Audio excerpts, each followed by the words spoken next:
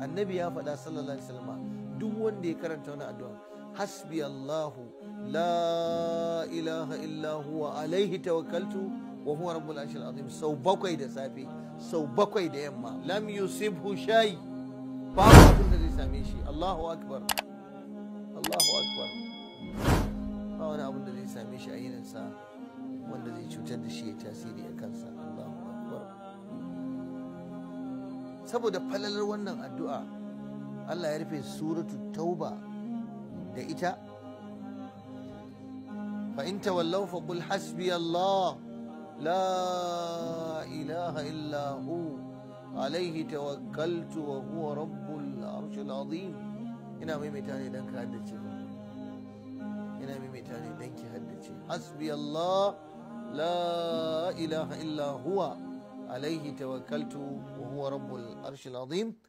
wannan aya tana nuna komawa zuwa ga Allah tabaraka wa ta'ala wa ta'alluq billah da kuma dogaro ga Allah tabaraka wa ta'ala wa tawakkulu alaihi da tawakkali ga Allah tabaraka wa ta'ala wal i'timadu alaihi subhanahu wa ta'ala da kuma dogaro gare shi tabaraka wa ta'ala da nuna as-siqatu billah amintuwa yarda cewa Allah ya isan maka Allah zai maka komai shine zai iya daukan nauyinka.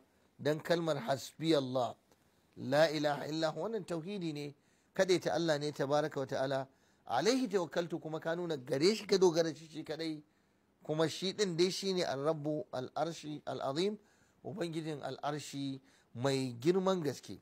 azamul makhluqat shine al-arsh. ka san wani abu duk duniya babu wata halitta mai girma wanda ta kai al-arshi. azamul makhluqat arshullah mafi girman halittun ubangiji shine al'arshin ubangiji tabaraka wa ta'ala. Allah ya daidaita akan al'arshi ba abin da ya kai Allah girma babu shi. wasi'a kursiyuhu samawati wal ard wa la ya'uduhu hifzuhuma wa huwa al-azim.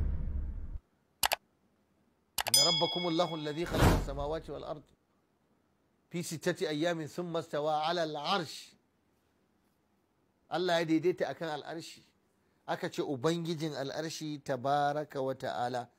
duk wanda ya karanta wannan da safe sau 7 hasbi Allah da yamma ma sau 7 kafahu Allah wa hamahu Allah. Allah ya isa masa kuma Allah zai kare shi. don haka kai kokari cikin zikiranka na safe cikin zikiranka na yamma ka rinka ainihin karanta wannan hasbi Allah la ilaha illa huwa. karka kara karka rage.